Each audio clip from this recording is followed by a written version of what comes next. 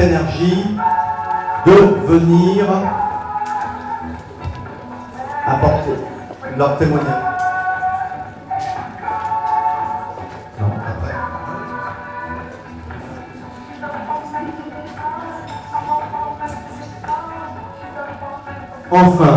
Enfin une femme.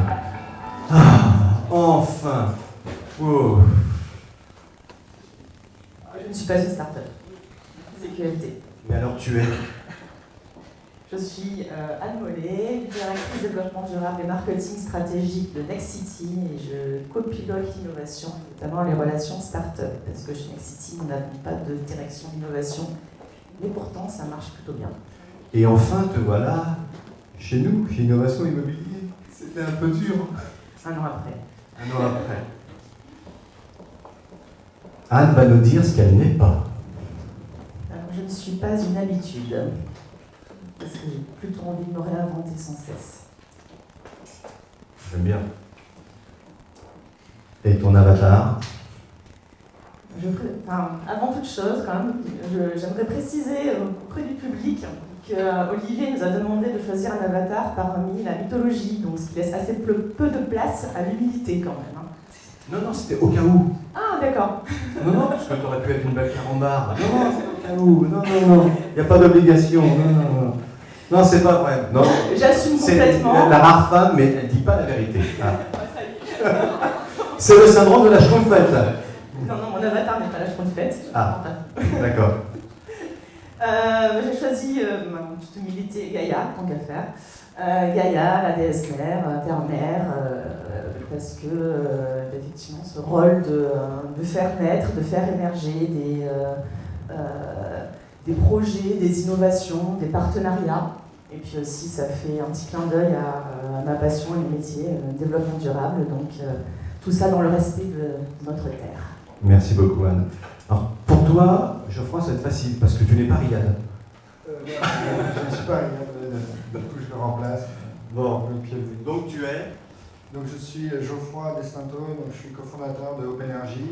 Et donc on a développé une plateforme de suivi énergétique du bâtiment qui est adaptée pour tout ce qui est validation de performance.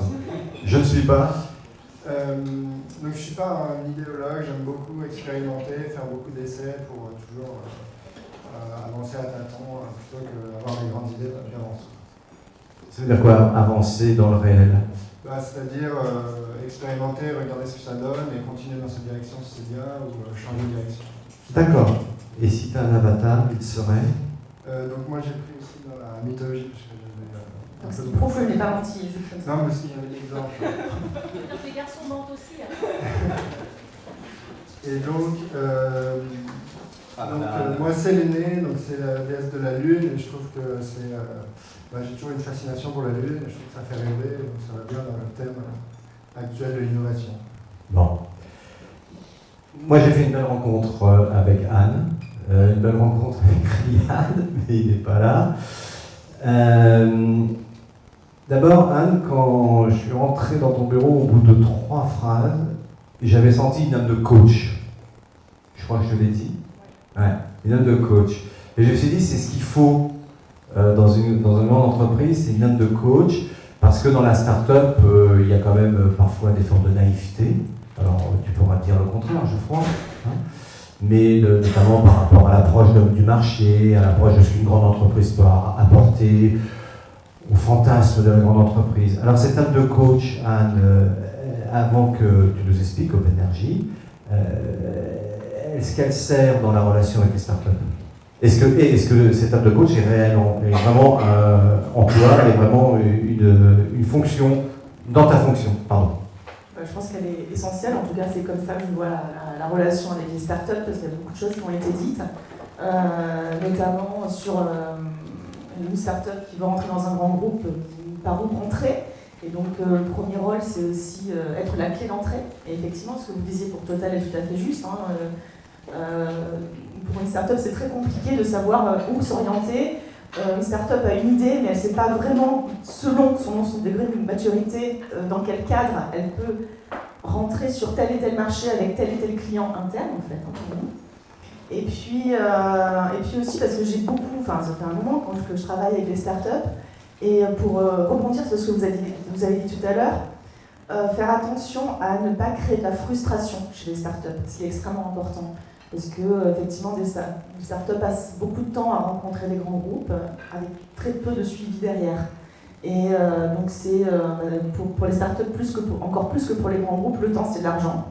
Et donc, l'efficacité est extrêmement importante. Et de savoir dire non, on n'ira pas plus loin, ou non, c'est trop compliqué, ou oui, on y va, mais du coup, on y va vraiment, c'est extrêmement important.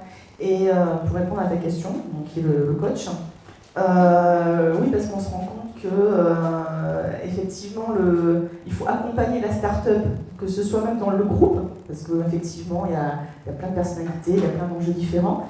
Et aussi, notamment avec une start-up avec laquelle on travaille beaucoup, qui n'est pas OpenEnergy mais une autre, avec qui nous avons une relation de plus longue date, donc qui est Steamergy. Effectivement, je les ai aidés sur le marketing, je les ai aidés sur la façon de se présenter, sur leur business plan, etc. Donc ça va au-delà de notre devoir de... Ça va au-delà que de faciliter le chemin dans Exactement. le groupe. C'est vraiment un coaching au plus près des personnes. Et ça va au-delà de la relation business, clairement. Geoffroy, 2 mots sur OpenEnergy, 3 mots sur la relation, 4 mots sur un point d'audace. Donc OpenEnergy, ça fait maintenant bientôt 4 ans qu'on est créé. Donc, on a développé une plateforme de suivi énergétique des bâtiments qui est adaptée pour valider les performances des bâtiments et qui est très adaptée pour gérer tout le cycle de garantie de performance. Parce que notamment ce qu'on apporte d'innovant et de nouveau, c'est être capable de mesurer les écarts entre l'objectif de consommation et la consommation réelle et d'expliquer la cause de ces écarts et du coup de pouvoir éventuellement alerter pour pouvoir réagir au bon moment. Nous on a effectivement eu pas mal de liens avec des grands groupes. Déjà les 2 fondateurs, on est issus de la direction de la recherche d'Engie. Du coup on a gardé toujours un bon lien plutôt type client-fournisseur mais privilégié. Donc ça c'est un type de relation. Et là avec Nexity c'était plutôt dans la co-construction d'offres, donc c'est un peu différent. Et là, ce qui a permis d'entrer en contact et de démarrer à travailler ensemble, c'est via DataCity du NUMA, donc l'édition de l'année dernière. Et donc en fait, il y a un sujet qui a permis de travailler ensemble et sur lequel on a vu qu'on pouvait mutuellement s'apporter des points de vue intéressants. Donc pour rebondir un peu sur ce qui a été dit, par exemple, après je pense que ça dépend un peu du profil des startups, mais nous on a un profil très technique, on est vraiment parti sur une vision d'une avancée technologique. Et donc pour nous c'est extrêmement précieux d'être en mesure de discuter avec des opérationnels de grands groupes, comme ça a été le cas avec Nexity, sur des besoins métiers, vraiment de comprendre les problématiques au jour le jour des opérationnels, pour être en mesure de construire une offre qui permet d'apporter notre technologie, mais qui réponde à un besoin métier qu'on ne peut pas inventer dans notre coin. Ça demande vraiment beaucoup de discussions, et ça, c'est quelque chose d'extrêmement précieux.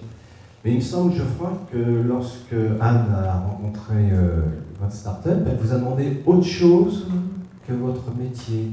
C'est ça, non? Elle vous a mis un challenge, en fait. Alors, c'est ça, je ne me trompe pas? Non, c'est bien ça, c'est juste le challenge. Il faut faire effectivement, parce que tout le monde n'est pas forcément au fait de ce que c'est DataCity. DataCity, c'est un programme d'innovation ouverte qui a été lancé l'an dernier, donc c'était la première saison, avec NUMA, avec le NUMA, qui est un accélérateur de start-up, et la ville de Paris, et quelques grands groupes qui s'intéressent à la ville et qui s'intéressent à la data dans la ville. Voilà. Du coup, on a lancé ce challenge auprès de startups qui répondait à des problématiques que nous, grands groupes, on se posait. Problématiques autour de la mobilité, autour de l'environnement, autour de l'énergie, du bâtiment intelligent. Et du coup, on a posé des questions. On a posé des questions à des startups en ligne, bien sûr avec des meet-ups, bien sûr avec tout ça. Et il y a plus de 200 startups qui ont répondu. Donc c'est pour ça que ça sortait. 200. Ouais. C'est pour ça que ça sortait effectivement du cœur métier des startups, c'est parce que ça répondait à une vraie problématique que nous, en groupe, nous posons. Et donc là, on réitère avec la saison 2 qui va être lancée le 22 novembre à l'Hôtel de Ville lors de Cities for Life. Geoffroy, alors vous avez un savoir-faire, un potentiel, on dit, et puis finalement la grande entreprise vous demande autre chose. Comment on réagit à ça et qu'est-ce qu'on demande à la grande entreprise? Donc déjà, effectivement, c'était autre chose par rapport à notre business model actuel. Alors en deux mots, business model actuel, c'est aujourd'hui on est vraiment sur la validation des performances d'un bâtiment, donc on est vraiment performance énergétique d'un bâtiment, voilà, et la demande de Nexity. Et donc là, c'est plutôt à une échelle plus large, donc avoir une approche multi-bâtiment. Et donc ça, c'est quelque chose que techniquement, on est en mesure de faire sans investissement lourd, puisque on a tous les outils qu'il faut. Et par contre, c'est pas une problématique sur laquelle on avait déjà explicitement travaillé. Et aujourd'hui, vous en êtes où? À la phase pilote, expérimentation? Alors, du coup, on a pu mettre en place une expérimentation pendant justement Data City. Et là, maintenant, c'est en phase, c'est plutôt côté Nexity que la suite va se jouer. C'est-à-dire, tu as fait un chèque là? On a répondu sur plusieurs consultations avec OpenEnergy, notamment dans tout ce qui concerne la mutualisation de l'énergie au niveau d'un îlot entre usages différents. Voilà, donc c'était ça l'objectif effectivement de Data City. On travaille actuellement aussi sur une opération dont une future tranche va bientôt lancer, donc justement sur ces questions-là avec eux. D'accord. Mais effectivement, ce que je disais tout à l'heure, je veux revenir juste un instant sur la différence de temporalité. Effectivement, le temps pour une start-up, une start-up raisonne sur un temps court. Et c'est qu'effectivement, pour nous, grands groupes, c'est vrai que la temporalité est plus longue. Et alors, encore plus quand on parle d'immobilier, où entre le moment où on commence à concevoir un projet et le moment où il sort vraiment de terre, c'est 3 ans.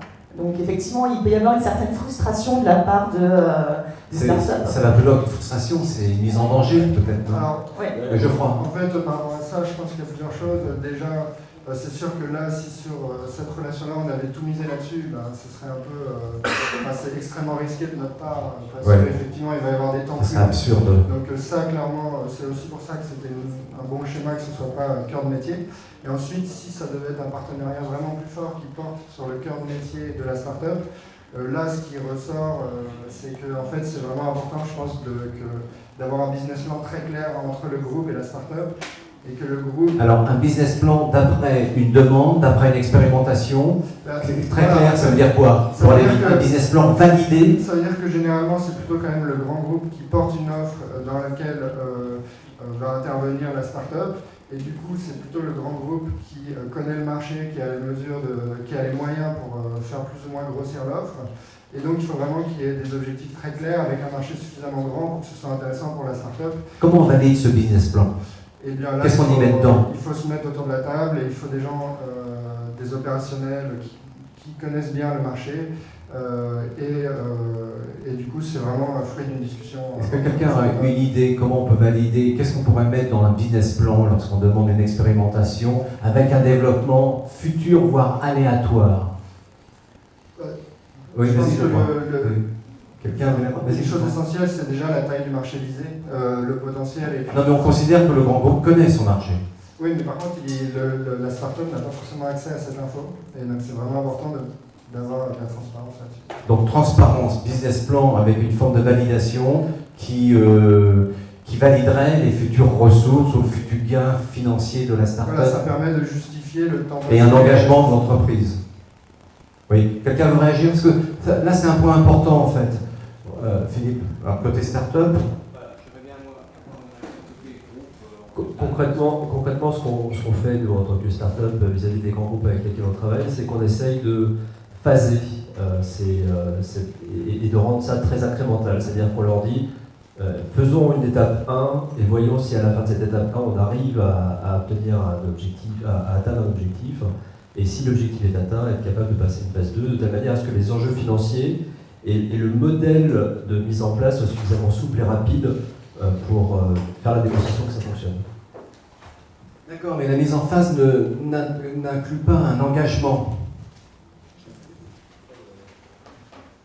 Je suis d'accord avec le monsieur qui vient d'intervenir. Je pense que pour arriver à avancer entre groupe et start-up, donc moi je représente un groupe, Pierre et Vacances Conseil Immobilier, c'est la politique des petits pas et l'ouverture des deux côtés qui permet une co-construction tout à fait humble pour atteindre un objectif de succès dans un temps relativement court, donc avec des étapes. Si on est trop ambitieux tout de suite, on risque des deux côtés d'échouer. La start-up a besoin d'aller vite, donc d'avoir en face des acteurs qui sont prêts à bouger les lignes, à déplacer les lignes, à s'engager. Et pour ça, ça peut être que sur des étapes assez courtes. Soit on réussit et on continue, soit on a des écarts et on voit ensemble comment progresser, comment avancer. Mais le travail, c'est de la co-construction et de l'écoute par rapport à un objet commun, d'y arriver et d'innover. On n'a plus beaucoup de temps, mais vous aurez l'occasion de vous exprimer soit dans les formes de dialogue, parce qu'on va revenir au dialogue. Je vais laisser le mot de conclusion à Anne. Il me manque quand même l'engagement. Ok, le montage de phase et tout, d'accord, phase 3, mais phase 3 on arrête. Et après Alors non, une forme de conclusion. Phase 3 on n'arrête pas. Ah bon, d'accord, phase 3 on n'arrête pas.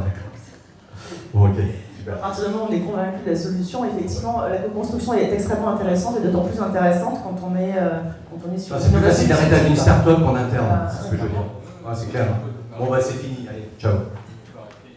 Donc, on peut arrêter si on voit qu'il y a trop de blocages, effectivement, ce que je voulais dire là, sur l'innovation plus ou moins disruptive, et des blocages en interne, tu disais tout à l'heure, les blocages juridiques, les blocages qui sont des vrais freins à l'innovation, pour le coup, dans les grands groupes, parce qu'on fait, c'est une façon différente de penser, c'est une façon différente de voir les partenariats, et ça prend effectivement du temps, effectivement.